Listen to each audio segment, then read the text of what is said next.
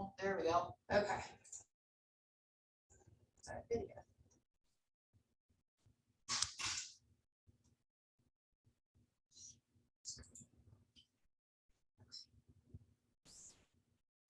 Good, ready to go. I'm gonna pull this.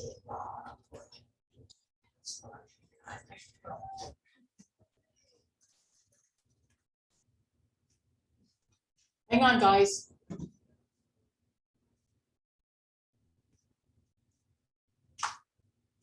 Technical issues. Hey. Hi.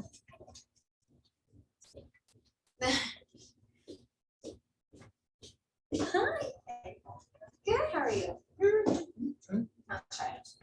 Oh, wait.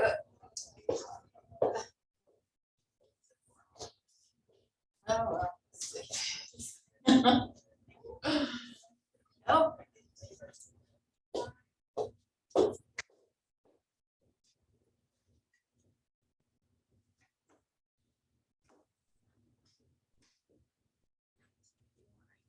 See if I can pull it up in the training room. Do this. You want to? Yeah. Yeah, just stay on. Just stay on. Yeah. and I'll- It's awful slow. I'm in a training room, so this is awful slow. So we're trying to get the, we're not in the training room. I'm in just a conference room.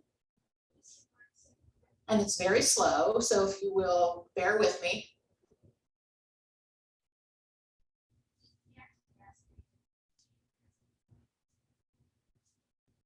Can everybody hear me okay? Thank you. We can hear you just fine.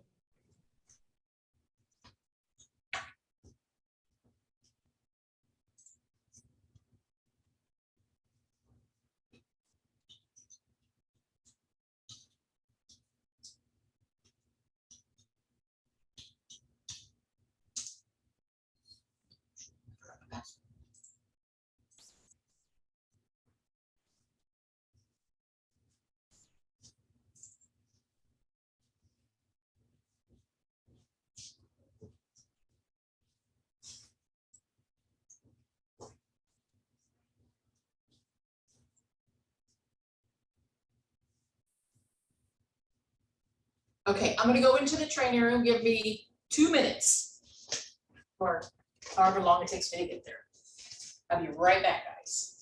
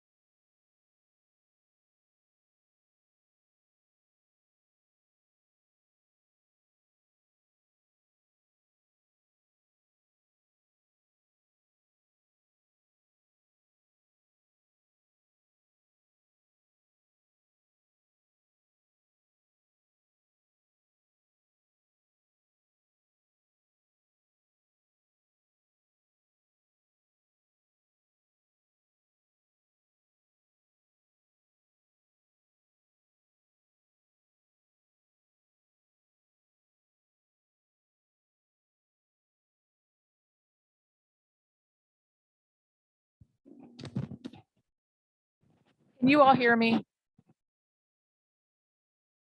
Yes? Oh,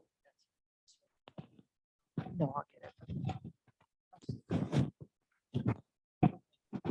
Hear you now. Guys, sorry. This was last minute that I'm doing this, so I'm going to go back over this, working with real estate agents. These are the listing, North Carolina listing documents that we're going over right now. And these are the ones that Sabra asked me to go over. Okay, so this one, obviously you give to the seller prior to first substantial contact and have them sign that. And the only thing that you have to do is check here at these places that say what agency is possible. Okay, so it's not anything that the seller has to sign. The seller doesn't have to fill that in. It's you as the agent have to fill this in for them. And it's just a matter of checking all applicable relationships that could take place during the transaction. Have the seller sign it. And as you as the agent don't have to sign it, but your name has to be on there and the license number and the firm name. So if you're in DocuSign, obviously, and you have that set up, that will auto-populate. Okay? Is everybody, can you hear me yet? Let me see if the chat. Okay. Thank you. All right. So that's the working with real estate agent. Any questions on that one? Now, here's the new, actually, I'm going to go to the old listing agreement first, because this is the one you're currently using, although you can use the new form as well. Make sure that the buyer's name, or I mean the seller's name, is up here exactly how it's a legal name. So if it's an LLC, you can put the LLC name there, and we'll explain that in a minute. And then the firm name obviously goes here. It's not your name. It's not your LLC name. It's the firm name, because the listing agreement is with the firm. Okay. And then always remember to put the expiration date. I have to return these a lot because there's no expiration date. Remember, every contract has to have a beginning date and an end date. So this is the effective date shall be the date this agreement is signed. That's the beginning date. Check that, and then have the expiration date. The property, do all the property address, including the county. And then on the second page at the top, fill in the first part of it. We need to see something up there. And a lot of times I'll put here legal description and put what's in the tax information. Okay, so that's that. I'm just looking, I have a paper here about the new listing agreements too. So we're going down here. Now, the first thing that's going to be changed in the new listing agreement is this fuel tank thing. So they've changed that whole fuel tank thing. That's going to be in a separate paragraph now. Okay, so that will be deleted from all the fixtures and the specified items on page 2. Okay, so this is not in the new form, and I'll show that new form to you after we go over this one. The other thing that's in there that's changed, swimming pools excluding inflatable. So they have that one. The inflatable hot tubs, a lot of that is going on now too. So that's being changed as well. Okay. So to have them initial each page, and then you have to initial each page as well. If you don't have anything that's leased or not owned, that's going with the property, or, is not going with the property, or anything like that, make sure you put NA on there or none. Because, the buyer can put something in there if they want, or this, yeah, they can put something in there if they want. So make sure that you don't include that, because that could come back in a litigation type of thing. Well, you said it wasn't, you didn't indicate on here that it was not owned, so we assumed it was ours because it's a fixture. And anyway, you know the scoop. Just make sure that you put NA on there. Okay. And then other items, again, if they're on there, if you have anything that you don't want to sell with the property, make sure you write it in here. If not, NA. This is North Carolina listing. Yes. Personal property, same thing. If you have anything on there like the patio furniture or whatever, you could put that there. Or NA. Okay. Home warranty, make sure you fill that in if they agree or don't agree with a home warranty. And then make sure they have a fee not exceeding whatever, $600 or however much the home warranties are these days. Make sure you put the list price. I see a lot of to be determined, and we can't accept to be determined. It has to have a price in there. Okay. And then the types of loans, obviously. And then the fee. This is where a lot of people get confused on the firm's compensation. This fee is the total fee. Okay, so it's not your half of the fee. It's what you're charging the seller. It's a total. Okay, so the average, I guess, is still 6%. And so you would put 6% there. Okay, not the seller, not just your compensation. Okay, so make sure that's the total fee. If you see that word total, it's a total fee. Okay. And then this paragraph says if you're not in the after the expiration date, let's say the seller, you brought a buyer, or somebody saw the house while it was under while you were under the agreement with the seller, and they put an offer in and the seller accepts it, you still get your commission. I'm pulling mine from Zip Form. She's asking where to pull this this document up, and you can pull it from Zip Forms or in your DocuSign if you want to pull one from DocuSign as well. And this is the current one. Okay, there is a new one that you can start using. Like I said, you can start using it now. It's available. And we'll go over that in just a minute.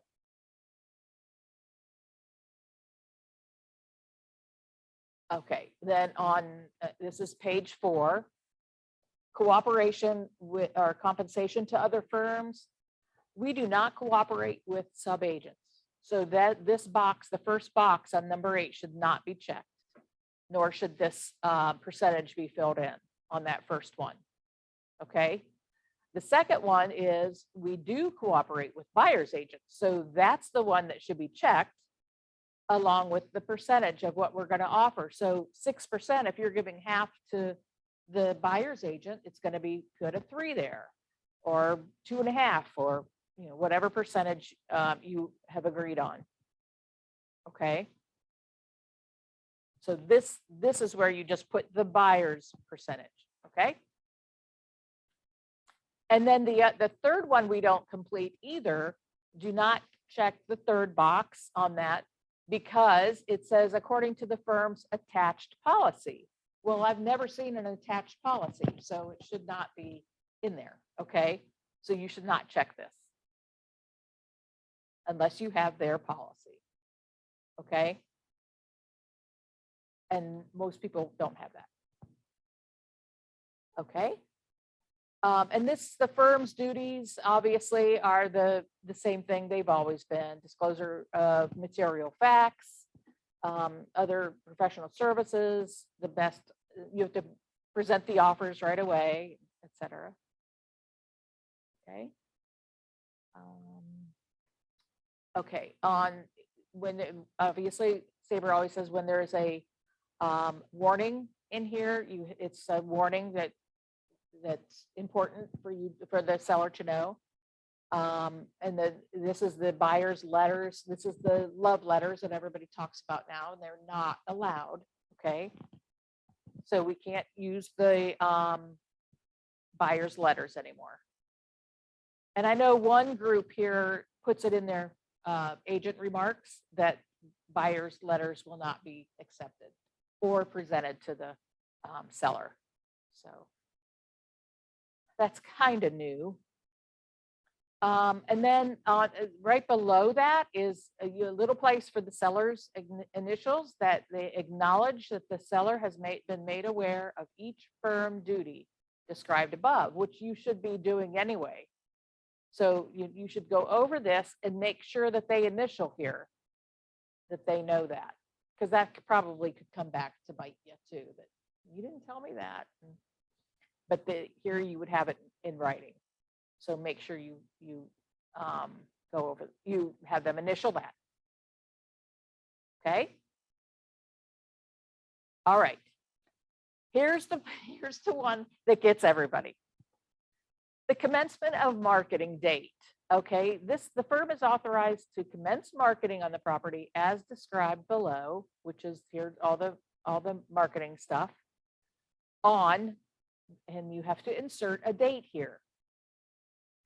What that date will be is either the active date, or if this is checked, this box is checked as coming soon, then this should be the coming soon date. Okay, the 10A would be the coming soon date.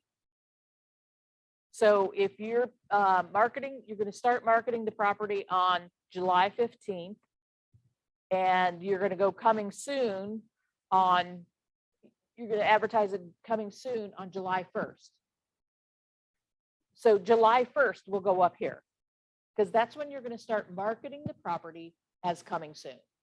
Okay, so you're still marketing it. It's just going to be coming soon. And then after they initial, make sure the seller's initial, you're going to put the date which the status of the listing shall be changed to active on, then you put the active date. And so it would be like July 15th. Okay, so somebody said this date, the first date will always be before this date. Okay, does that make sense?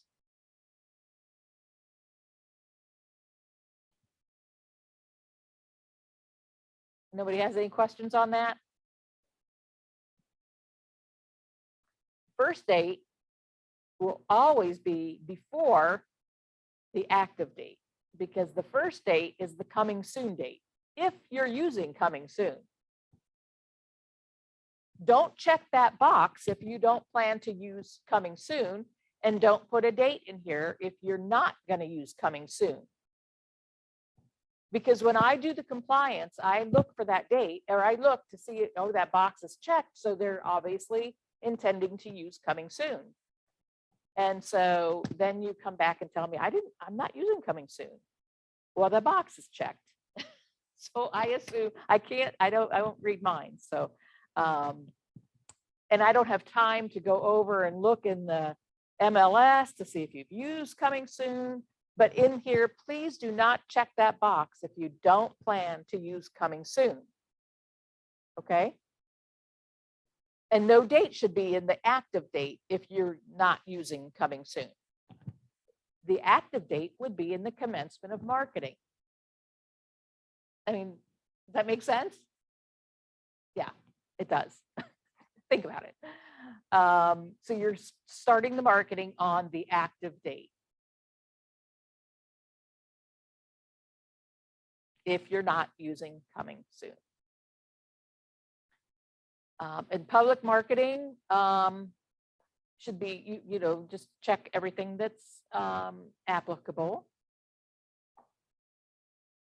Okay, so if your seller says, I don't want it listed in the MLS, so that would be a firm or office exclusive. So if that's what they want, it's, you have them initial office exclusive. Now, if that's initialed and you have all this stuff filled out, that's a kind of a contraindication. So you can't have any dates anywhere on number 10 because if it's office exclusive. Okay? It does, because you're not advertising, you're not marketing it to anybody, you're not marketing it anyhow, except in the office. Yeah. Yes.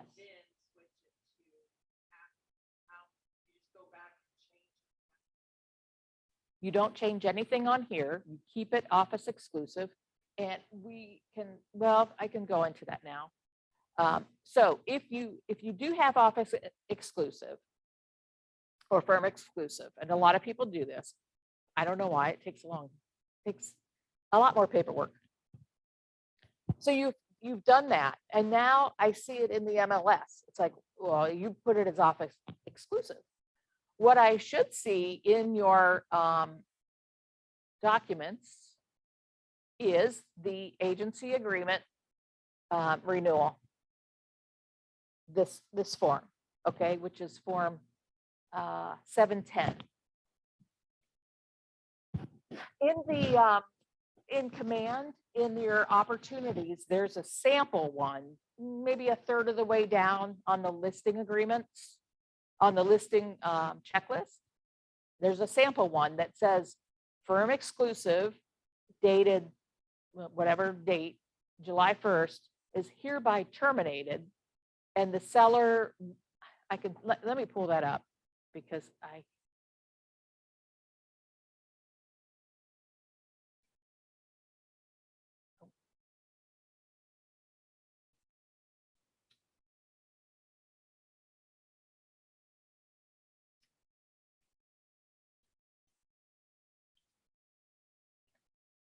this is what you'll see in the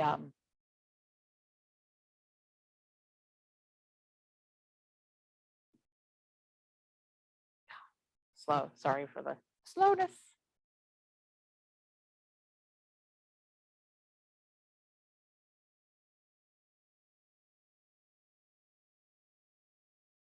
This thing. I don't think the Stratmans will mind. So right here is the sample agency agreement.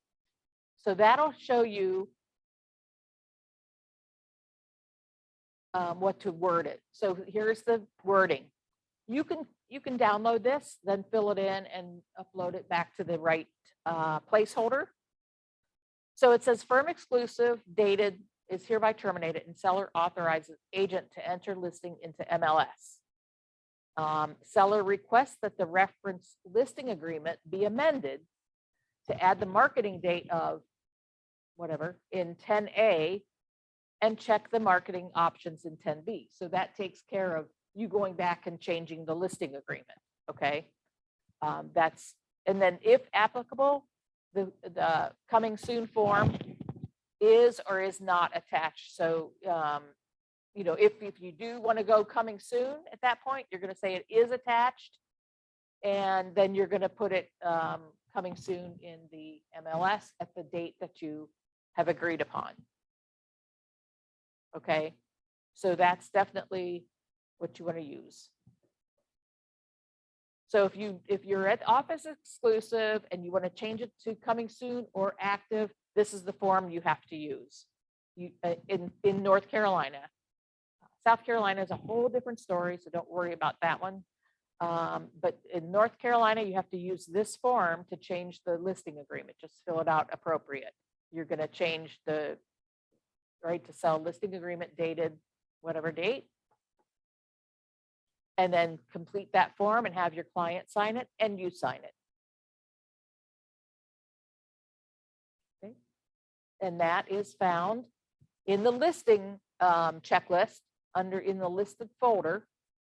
But like I said, about a third of the way down right here, the sample agency agreement. When you then upload it, there's a separate, right here is the separate placeholder that I should see it in. Yep, anything that's underlined, you can access a blank form. Did you guys know that? Yeah. Yep, just, yeah, just click on it and then you can download it from there and use it. It's in the listed North Carolina listing checklist. It's in your opportunities. Okay. Yeah. So it's kind of easy to access.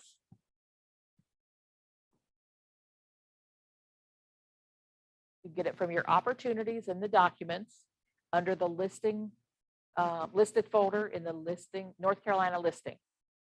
Okay. All right. So that's how you would change that. In there. Now let me go back to the listed.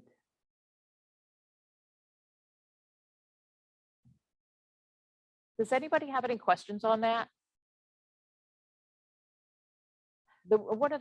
This is one of the things that I have to return so many times because of the lack of dates or the incorrect dates. Those dates have to match the MLS dates. Okay. Don't have them an initial both either. It's just one or the other. It even says here, initial public marketing or office exclusive, but not both. Okay. All right.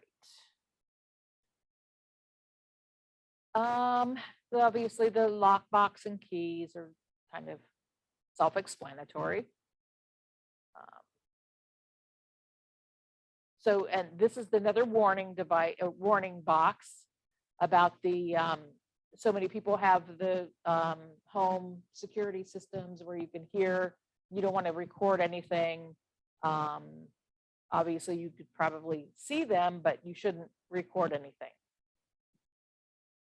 It's against the law. Our firm does not hold earnest money. So it would always be, does not. Okay.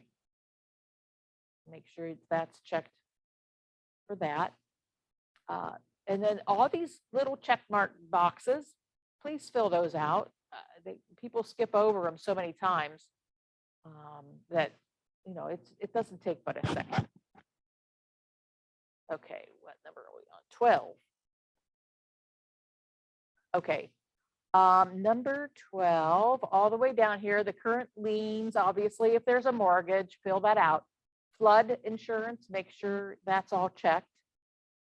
And just anything that you have, just make sure everything's checked. FHA approval. And here we go with fuel tank. This is a new one that, well, this is not new, but in the new form that we'll go over, there's a little extra thing on here that you have to have them sign. It's just about the, let's see, no longer be permitted to remove or resell any fuel tank after the date of contract. And that's what this new form will say. And that this note has been added as an advisory to the seller to consult with the seller's fuel provider to ensure that fuel is not unnecessarily added to any such tank prior to closing. And like I said, we'll go over that in the new one. Okay. So that will be changed in the new one. Obviously, seller's duties. If it's other than a fee simple title, then you'll need to write down what it is, and if not, just put NA if it's not applicable. Okay. Number 14, this little sentence and where you check has been removed from the new form, so you don't have to worry about that. But it will be added. Let's see, where is it? It's added at in number 20. Okay, and we'll get to that. Okay, so that's removed. And then paragraph 17. Oh, this is changed too with the dual agency. So what it's going to do in the new one, which is I hope going to make it a little bit easier. It's going to have a little paragraph that describes designated agency. And then all three of these, it's going to be, you get to authorize dual agent, and then check if you authorize designated agent. And then it's going to say, or, and then the seller declines that. Okay. So if they, so it should be easier to authorize both designated and dual at the same time. As a lot of times it's a designated agency type of transaction, and this is not initial. So I have to go back and return this document and have you guys initial. So this on the new firm, this one on the old firm, you should have them authorize, if they want to authorize dual agency, they should initial the first one, and then they should also initial designated agency. Yeah, if you want to go back and add it, if it is a dual agency, I just have them do it right away, just because it's easier that way. Then you don't have to go back and say, okay, since it's designated, I need you to initial this, and then resubmit it. So it's easier to go right off the bat, have them initial both of those. So don't have them initial all three, because in D, this is seller authorizes firm, and then this is seller desires exclusive representation and does not authorize firm for dual agent. So they can't do both because they're contradictory. Okay, they can't do, I want exclusive representation at all times. They can't initial this and initial designated agency, because that's contradictory as well.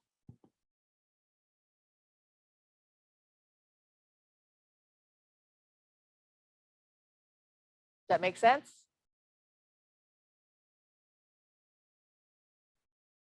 All right. This mediation number 18. So that's going to be a little more extended. There's a couple more things in number 18 that I'll show you in just a minute. And then the wire fraud warning. Make sure you have them understand that.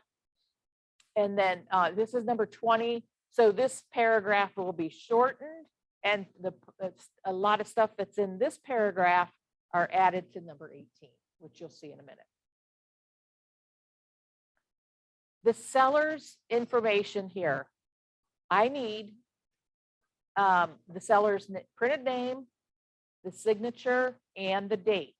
Okay. Make sure you have the date on there, because I'll return it if there's no date. We also need, on every transaction, their email, a phone number, I don't care which one, and their current mailing address. Okay, all three of those need to be on both the listing and the buyer's agency agreement. That makes it easier for Sabra. She has to contact the buyer or seller to be able to contact them. So I will return it if all three of those are not on there.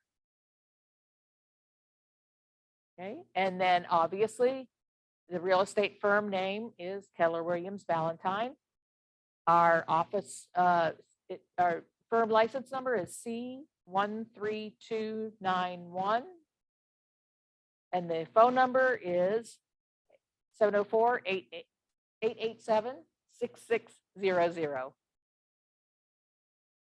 And the address, you know, is Torrington Way. Get your initial.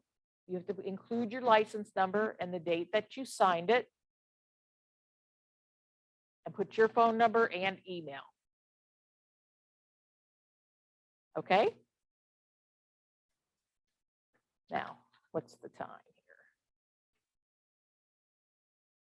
Oh, we're good. Okay.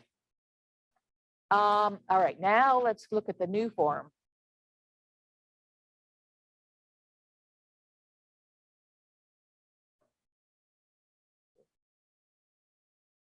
Yeah. Okay, so it pretty much looks pretty much the same there. First one.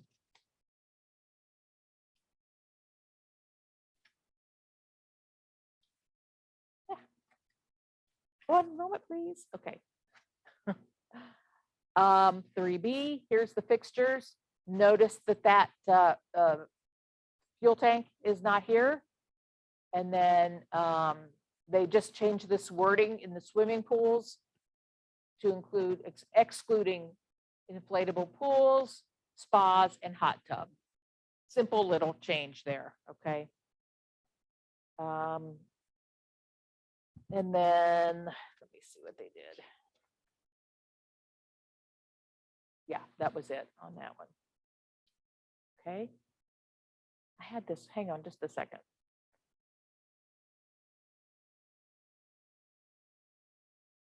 I highlighted what was changed on here. So fuel tank, I said, was eliminated. Everything else is the same with the listing price and everything. Paragraph 7F has been stricken. Is that a right word? It says it on here. And moved to paragraph 18. Okay, so on number 18,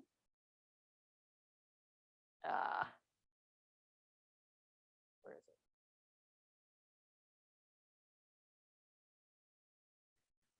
Here's the termination and breach of contract and the mediation and attorney fees. So if it terminates before that, then this is all in one spot rather than several different spots on the prior listing agreement. Okay. So.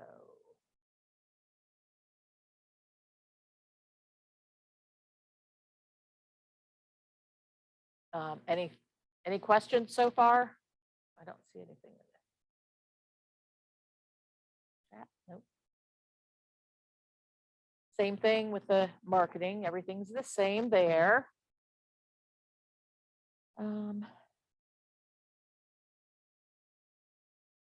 So that's not really a big change. Here's the new wording in this fuel tank. The tanks are included in the sale. Any tank described above that is owned by the seller shall be included in the sale as part of the purchase price, free of liens, unless excluded in paragraph number 3 above, which is the exclusions. Okay, the seller may use the fuel tank as described above through settlement, but may not otherwise remove the fuel or resell it. Any fuel remaining in the tank as of the settlement date shall be included. That's a good one. Yeah. As part of the sale, as part of the purchase price, free of liens. And then the little notes here have been added. Seller is advised to consult the seller's fuel provider to discuss the manner in which any fuel tank will be refilled between the contract date and the closing. And then the seller's use of any fuel tank is subject to seller's obligation under paragraph 8C of the offer to purchase, blah, blah, blah. Okay. Any questions on that? I don't know how many properties have fuel tanks anymore, but they do exist. The receipt of the home inspection is removed. That's, remember I told you that. Q&A on home inspection. Yeah, on number 14. So that paragraph, that little checkbox has been removed. It's now at the end of paragraph 20. Okay, here's the dual agency. So that looks the same. And then here's what was added. It's D is now explaining kind of designated dual agency. Designated dual agency is if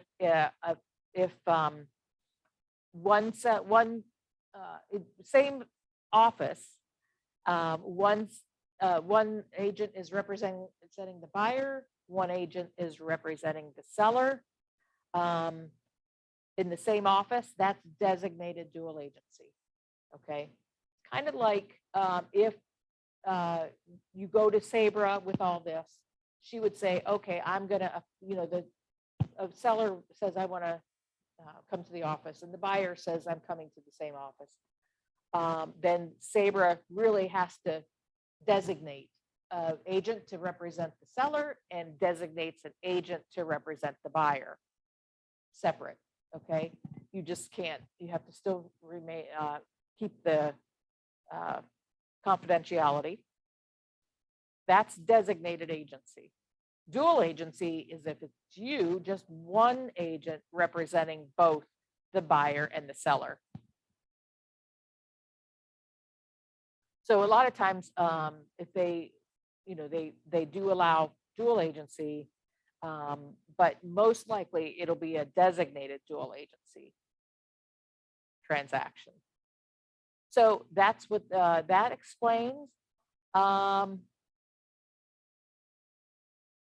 And then the note, an individual agent may not be designated to represent a party in the transaction if the agent has received confidential information in connection with the transaction.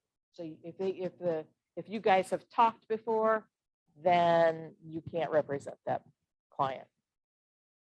Now, here's where it changes. Here's the authorization in E. So they're gonna initial here that they authorize dual agency. And then they're gonna say they do authorize designated agency.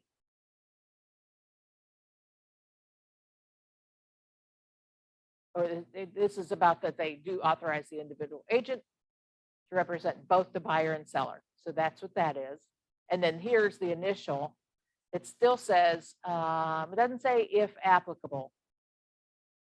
So here's the little, it's almost the same thing, but it's make sure they find that little initials here.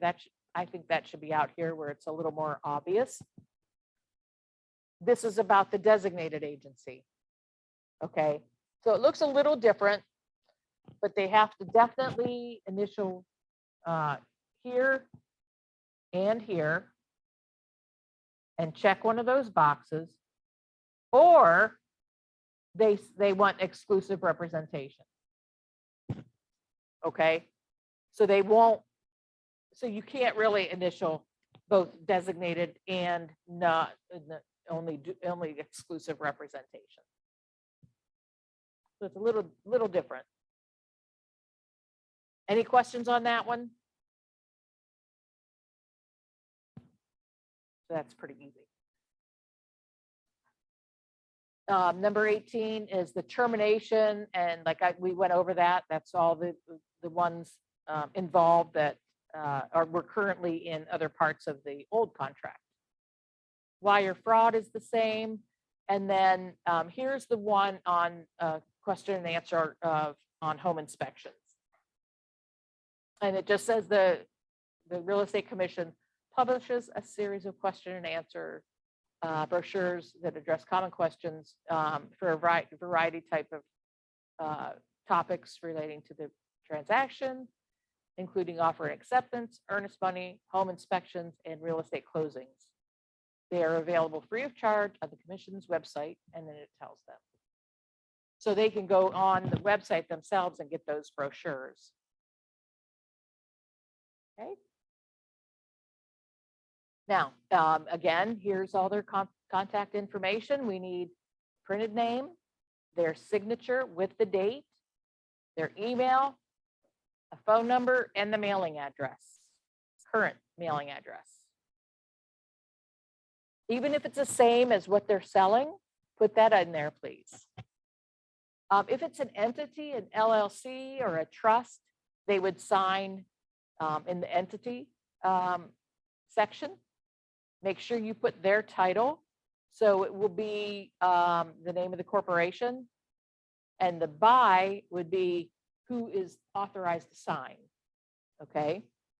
And his name or his or her name. When I see the entity, we always like to have entity documentation.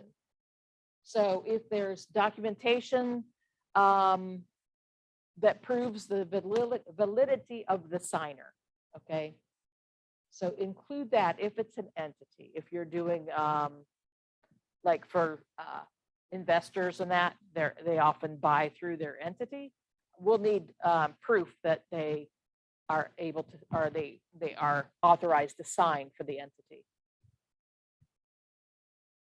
Okay. Does that make sense? So really, there's not too many changes to the listing agreement. But that's all there is on that.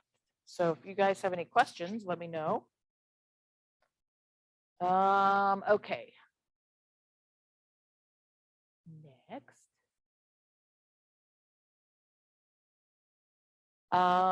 Let's see. She wants me to go through the coming soon no-show.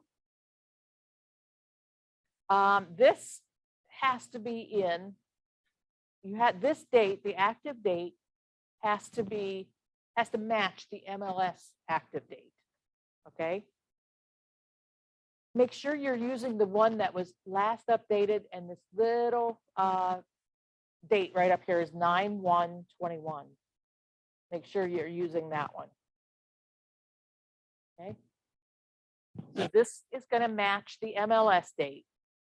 Seller has to initial each statement. Okay. And then put the property address, the seller's signature, the listing agent signature, that is yours, and the member participant is always Sabra. Okay. So you have to have these signed by her, hopefully on the same date that everybody else signs. So don't do it afterward, because you know, MLS will come after you if not, and probably slap a nice fine on you. And it says, keep this form for your records, do not submit to MLS unless required by the staff. But I wouldn't take a chance. I think Sabra automatically submits it to them.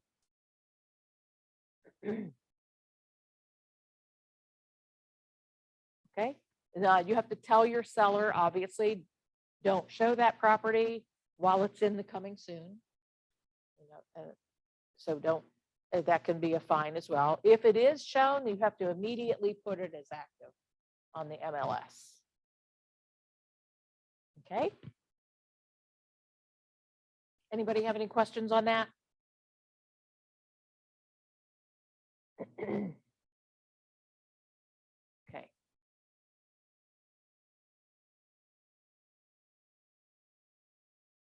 That's that one. Firm exclusive.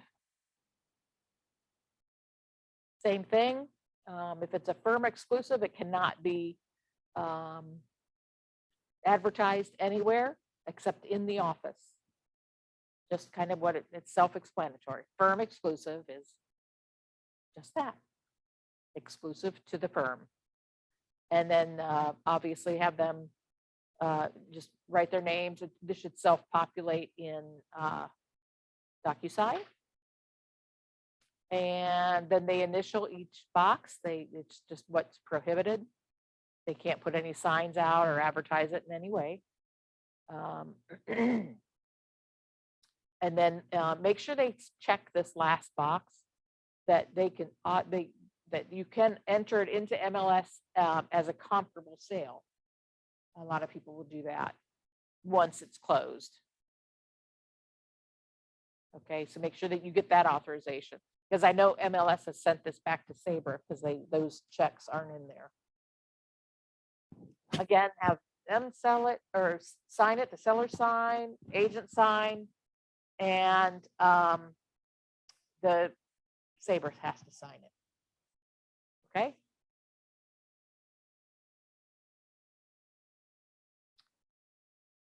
Any questions on that?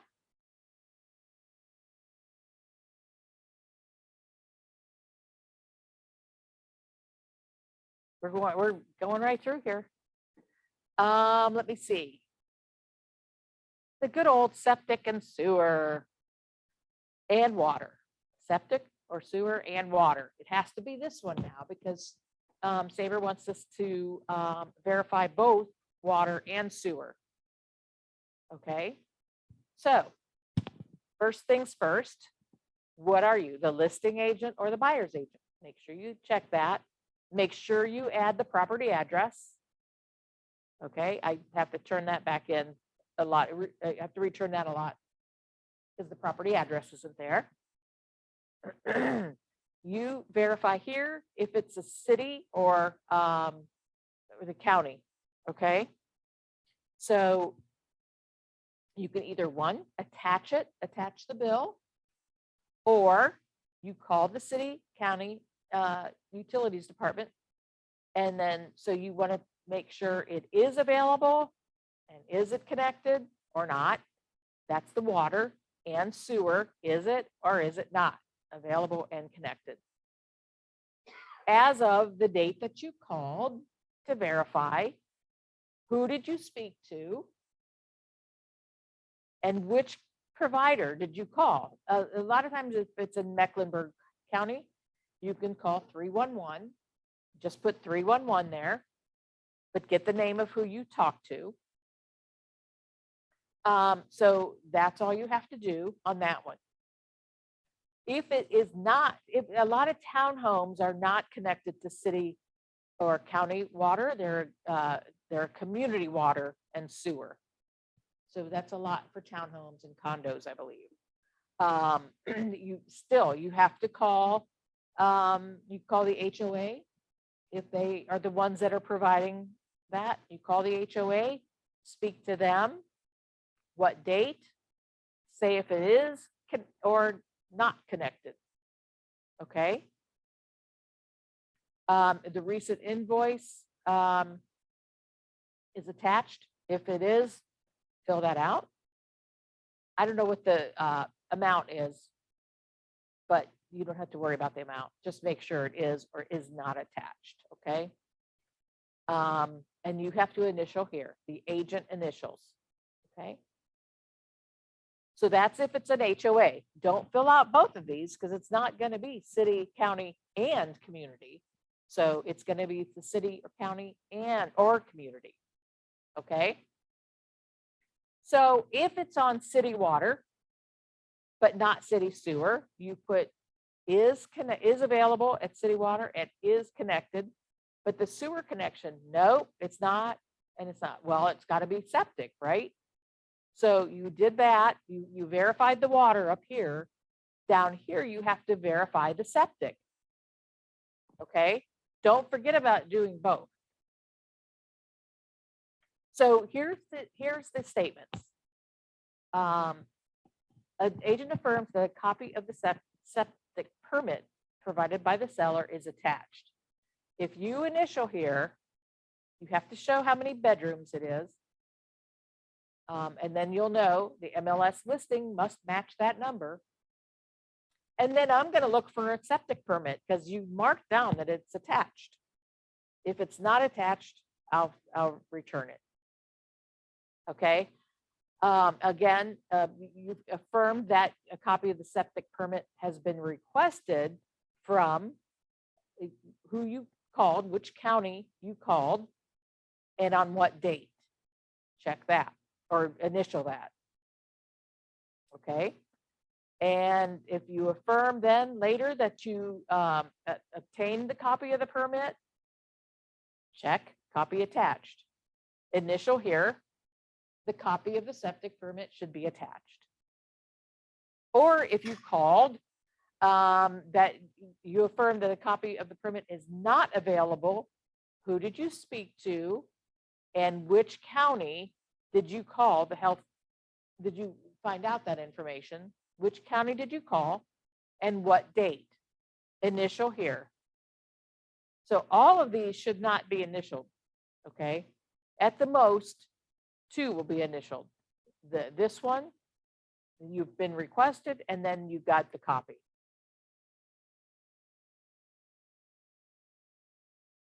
The date on this form is 9/21. So this one really, yeah, 9/21 was when she added the water. So, yeah. Does everybody understand that? It shouldn't be too difficult. Don't make it more difficult than it is. It's a simple,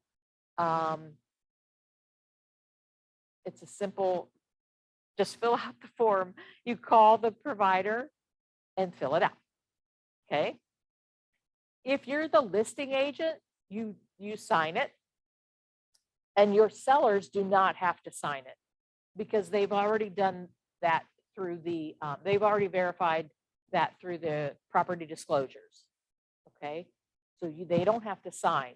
This is just what you have to do for your clients.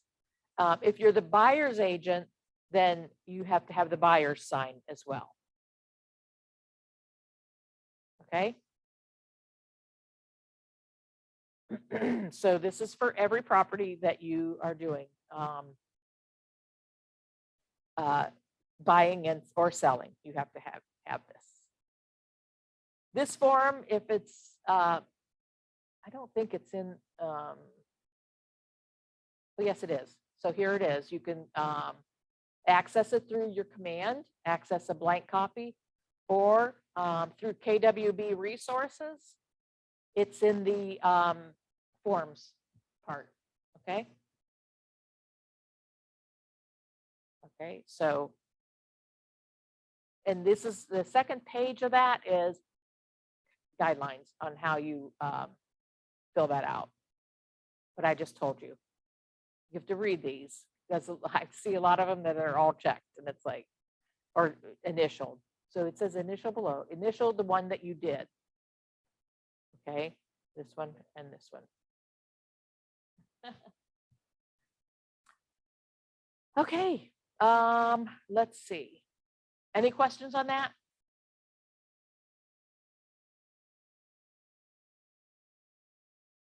Okay. Let me see, property disclosures.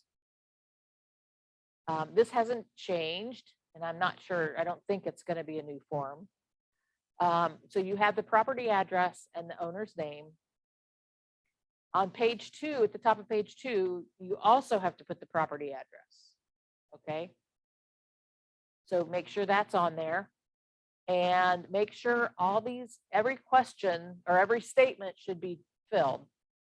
And a lot of, notice how some of these don't have yes or no. It's because you have to go inside here. The fuel source, what's the fuel source? What's the heat source? You know, make sure all those are filled out as well. Okay. And that's obviously your client does that. Your seller does that. So just make sure all those are filled out. And if there's property, this is what your seller should fill in, the HOAs and all that. And then they need to initial and date each page and sign the first page. Sign and date.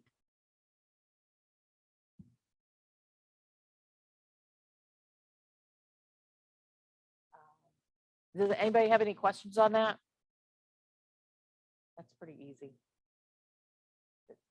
And then mineral oil, gas.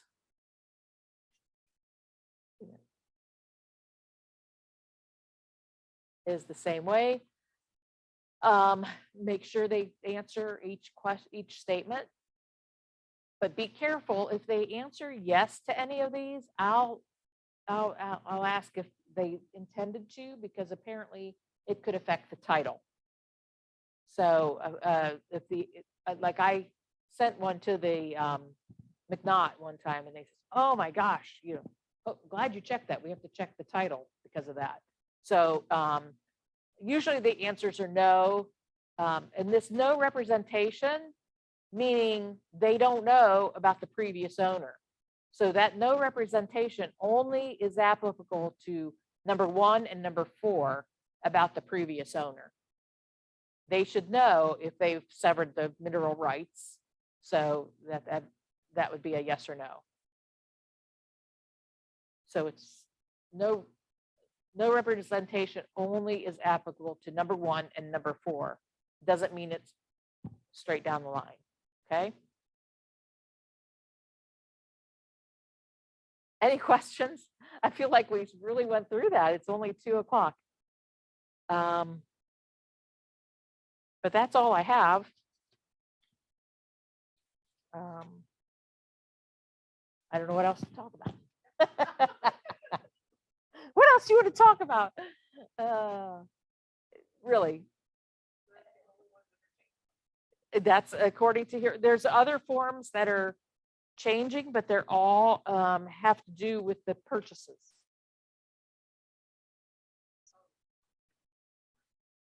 Yeah.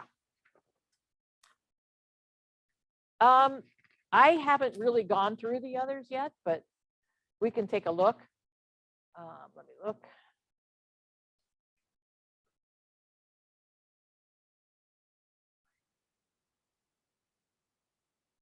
Yeah, buyer agency changed.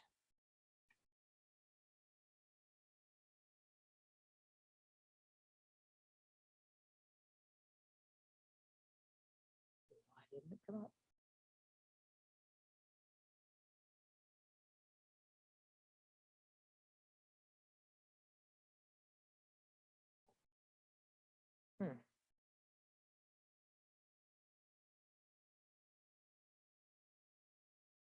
Oh, here. Okay. Let me see my notes. So it seems like a lot has changed on the offer to purchase. And we could briefly go through that. Sabra had to go to a funeral today, so I'm sure she'll be able to go into more depth on this than I can. But under 1C, well, that's nice. This is not the, because this is not the offer to purchase. This is the buyer agency agreement. Let me see.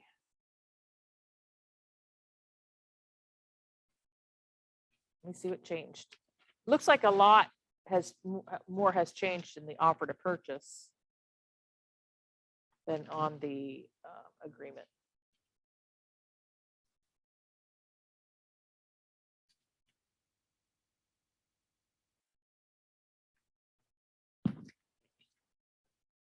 Paragraph 4E is changed. So again, if the buyer purchases unimproved property, agent may assist buyer in identifying a contractor to make improvements on the property, subject to the provisions of paragraph 10.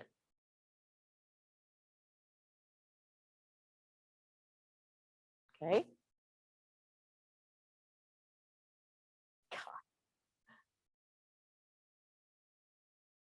Professional advice is the paragraph 10. And then this is where they, like I said, I didn't read any of this new stuff on the purchase. I just did the listing.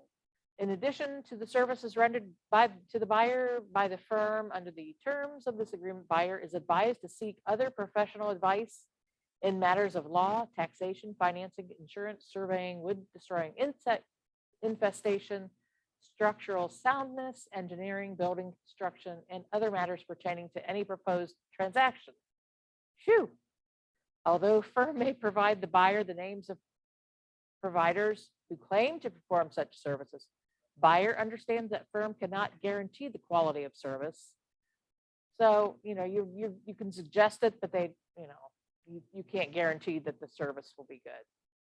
And then the buyer's going to agree to directly pay the service provider. And they will indemnify and hold firm harmless from any and all liability, claim, loss, damages, suit, or expenses that the firm may incur, either as a result of the buyer's selection and use of any such provider, or buyer's election not to have one or more such services performed. That's kind of okay.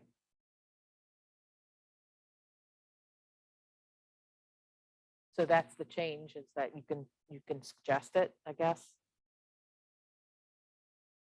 Firm duties, the existing wording was reformatted into several separate subparagraphs for increased readability. So apparently the old one was a lot more clumped together, but this is kind of the same thing. It's just separated out a little bit more, okay? Let's see, paragraph 10, which I believe we just went over, is the other, like it just holds that, the one I just read. Let's see, 14, this was the dual agency again, and they also added that designated agency right here.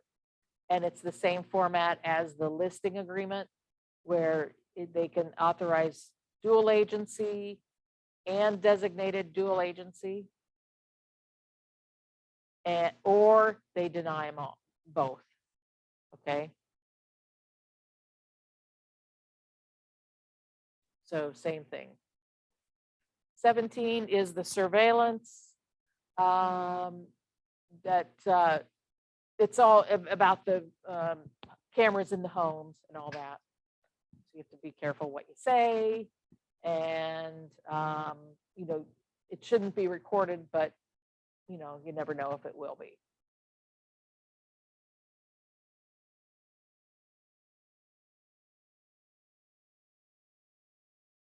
Okay, and 14.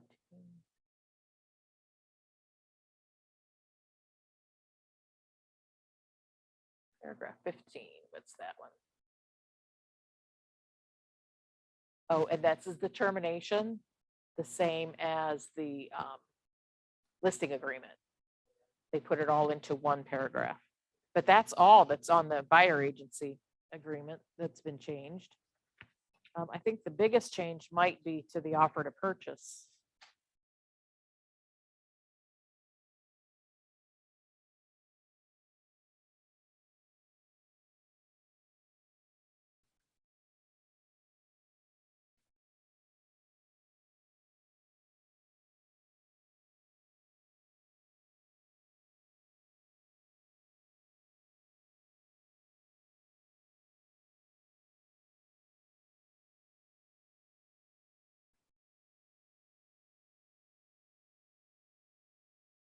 And okay. The offer to purchase, there's a lot of them. 1C is the property about a manufactured home. Will include a manufactured home if it's included, which is weird. You're welcome. Okay. And then on 1D, the current form, it says requires the party to select whether the initial earnest money will be delivered by the effective date or within 5 days of the effective date. This doesn't give a choice.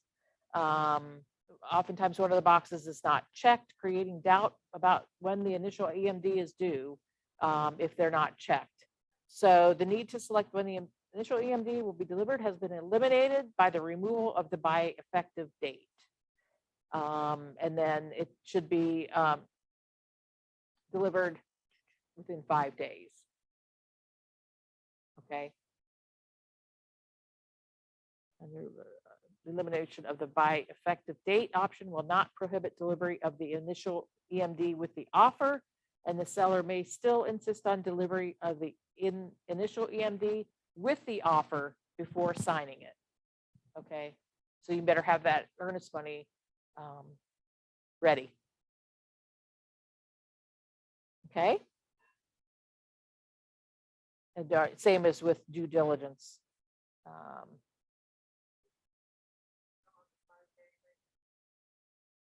It says within 5 days of the effective date. Yeah, at the very end. But you know, the first one was with the contract or within 5 days. This one has eliminated that. Okay. And then the current form provides a due diligence fee, initial EMD or additional EMD are paid by electronic transfer. The seller will cooperate in effecting the transfer, and the buyer will be responsible for any additional costs associated with the transfer. Wire transfer has been added, so that's what that is. And put in a note for purposes of emphasis, which is here. If the parties agree that the buyer will pay any fee by electronic or wire transfer, seller agrees to cooperate in effecting such transfer, including the establishment of necessary account and providing any necessary information to the buyer provided. However, buyer shall be responsible for additional costs. Okay. We're still on one. Fixtures and exclusions. Again, the same thing with the fixtures. It's been the fuel tanks have been removed, and the swimming pools, including the inflatable hot tubs, spas, and pools, have been added. Okay. 2D, items owned or not, items leased or not owned. It could be fuel tanks here.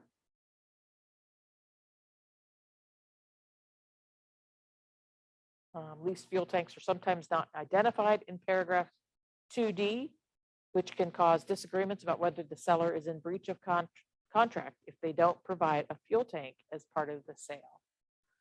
In addition, any leased fuel tank identified in paragraph 7D, which is here, shall not convey.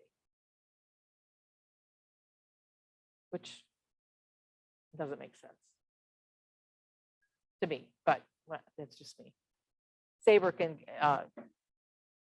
do that more. Paragraph 2D. Now we go to 4A.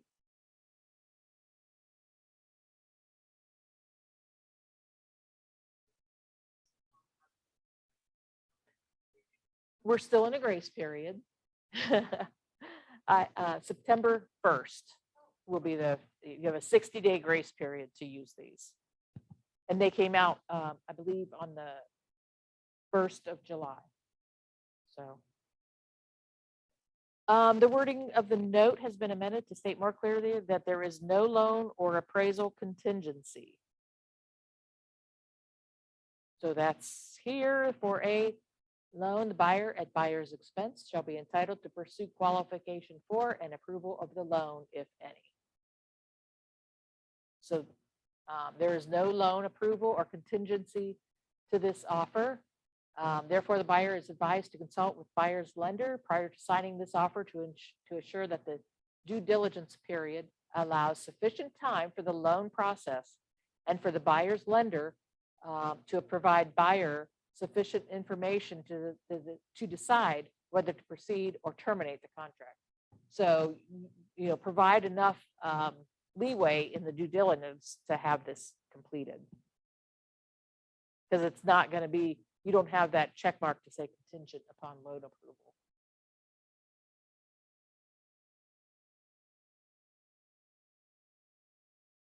And then paragraph 4B includes the what's XI?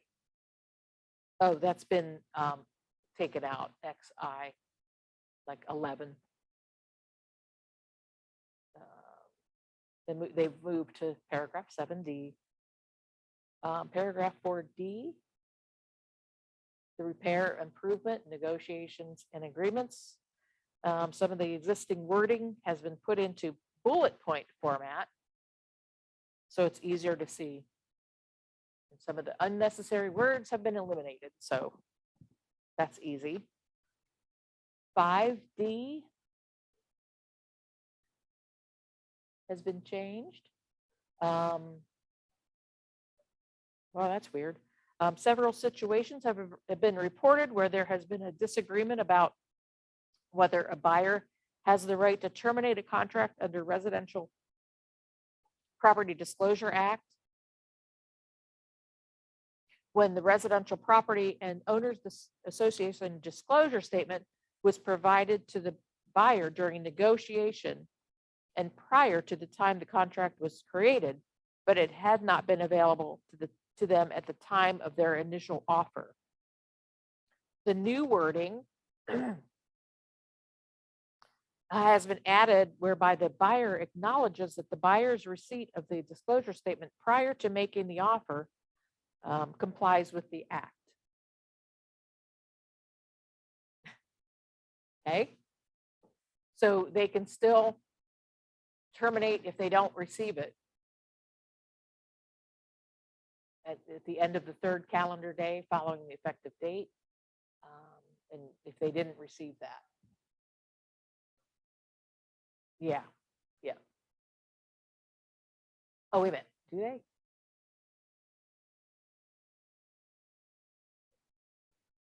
Including a refund of any due diligence fee without penalty. And does the new, I don't know if the old one said that or not, but they would get their due diligence fee back if they don't have the property disclosures.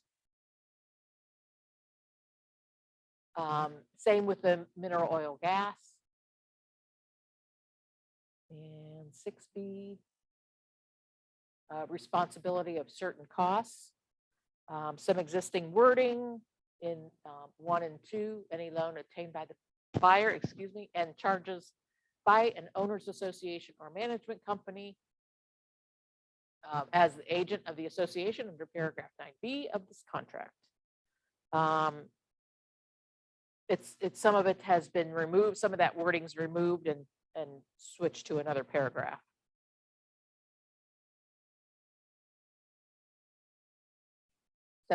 D again is the fuel tank one.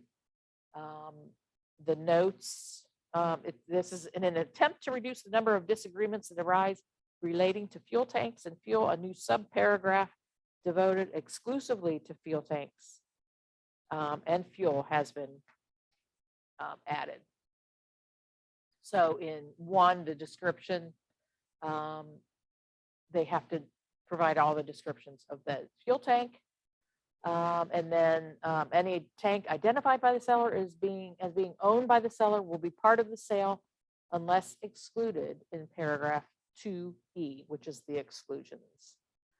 And then in 3, the tanks included in this sale, I think has to do with the fuel in the tank. Okay.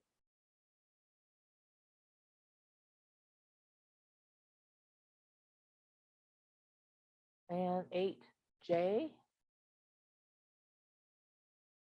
Owners Association and fees. Some existing wording has been stricken and moved to a new paragraph 9.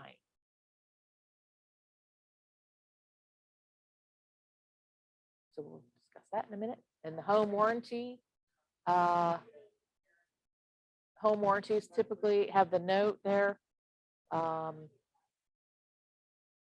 Yeah, it just some of the wording has been moved on this. So don't worry about that. 9, charges by the Owners Association. Disputes about whether the buyer or the seller is responsible for payment of a particular fee charged by an owners association or management company are common. In the existing contract, the parties' obligations to pay such charges are addressed in different sections of the contract. It is believed that addressing the parties' obligations in the same paragraph of the contract should help reduce confusion about which party is responsible for a particular fee. So this separates it out, what the seller needs to pay and what the buyer needs to pay. Okay. So that makes it a little more clear about who's responsible for that. Yeah.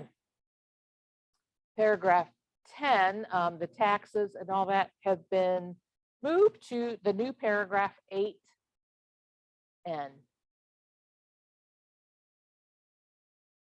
This is 8N. So this is about the home warranty. And paragraph 11, this is about the dues for the homeowners association. Okay. Paragraph 11, condition of the property, risk of loss. The order of the first and second paragraphs have been reversed and the two paragraphs made into separate subparagraphs. So they just changed the wording.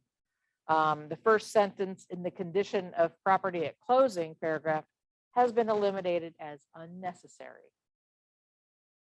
In the new version, if the property is not substantially in the same condition at closing as on the date of the offer and the buyer elects to terminate the contract, the buyer will be entitled to a refund of not only any EMD that was paid, but also any due diligence fee that was paid. It should be noted that paragraph 11 does not require the seller in such a case to refund the buyer their due diligence costs, as would be the case under paragraph 23B in the event the seller is in material breach of contract. This change is made in an attempt to fairly balance the parties' rights and duties in a situation where the condition of the property has unexpectedly changed after contract, but before closing, and it may or may not be feasible to return the property to its previous condition.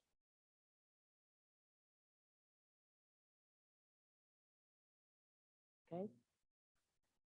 If you guys, well, this, I don't need to go over that. Paragraph 23B is the next, 23B, breach by the seller. This is if the seller breaches the contract, the buyer's right to sue for specific performance is specifically stated. This is not a substantive change from the current contract, which preserves any remedies available to the buyer if the seller fails to perform the contract. It is believed that specifically identifying the buyer's right to use for specific performance will highlight the existence of that remedy as an alternative to termination of the contract and recovery of damages.